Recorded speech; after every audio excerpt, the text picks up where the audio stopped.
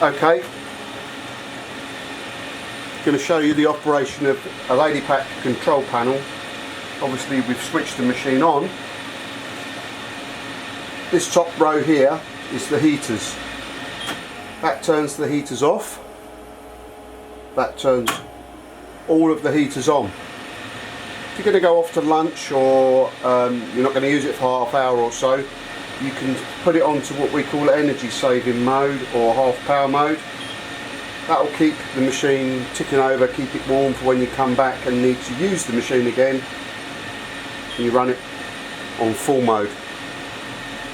So that is heaters on, heaters off, on. Below that you've got the conveyor system.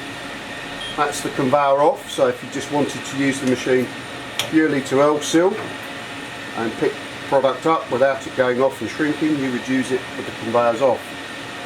The arrow with a point on either end, i.e. an arrow pointing both ways,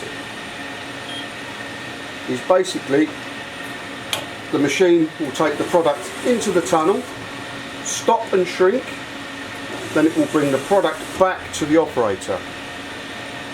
Two arrows pointing in the same direction will take the product into the tunnel, shrink, and then discharge it from the rear. The bottom row are your controls for. Number one is your heater. If you press and hold, whilst that light is flashing, you can change the set point by activating the positive or the negative. Positive goes up, negative goes down. We've got it set at 160, still flashing. Release will show what the temperature actually is at the moment. The machine is warming up at the moment, so it's at 69 degrees and climbing. Once it gets to its set temperature, it will go slightly over and slightly below. So number one is your temperature.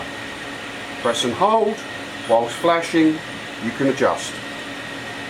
Number two is the speed of your conveyor belt. This I always set to 100, so the conveyor runs at its full speed. So if we operate the machine again, you will see the conveyor runs, turn the conveyor on, the conveyor runs at reasonable speed. If you wanted to alter that, again, you press and hold. Whilst that's flashing, you can adjust it. Number three is how far the pack travels before it stops. If I press and hold that, you can see that it's set at 65. 65 is about 65 centimetres. That's usual for a 45s.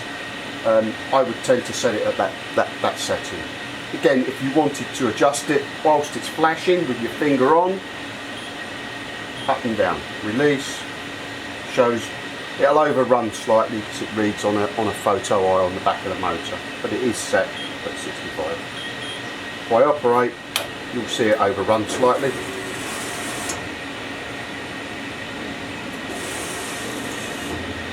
Just overruns slightly. Number four is how long the product stops inside the tunnel. If I operate the machine again, the conveyor travels into the tunnel, stops for 2.5 seconds and then returns. If we wanted to adjust that, again, we press and hold. We can adjust it from there. Release. What it's set on is 2.5. Number five is your sealing time.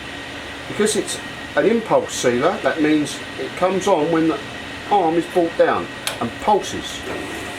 It's currently set to pulse for 1.6 seconds. If you was using the machine pretty rapidly and doing maybe 200-300 packs an hour, you could probably lower that to about 1.2. But don't forget, if you go away and the machine cools down, it's got no residual heat, put it back up to 1.6. Really shouldn't ever go any higher than about 1.8. To adjust it, press and hold whilst flashing, up and down again. The number 6 on this machine is your total pack count, how many packs the machine has done in its life cycle. The number 5 above the red rectangle, it's done 10 cycles since I turned the machine on. If I turn the machine off, turn it back on again,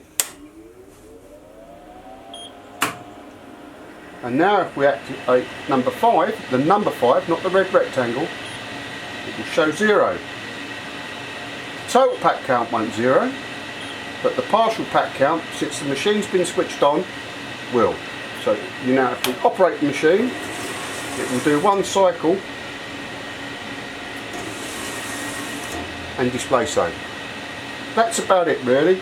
So remember, heaters, conveyors, to adjust any of these 5, press the red rectangle on the up and down. Temperature, conveyor speed, how far it travels, dwell time, how long the pack stays inside the tunnel, sealing time, the maximum time the sealing blade impulse is for. Partial heaters, full heaters, forward and return, forward and discharge from the rear of the machine. That's about it really. I hope that helps.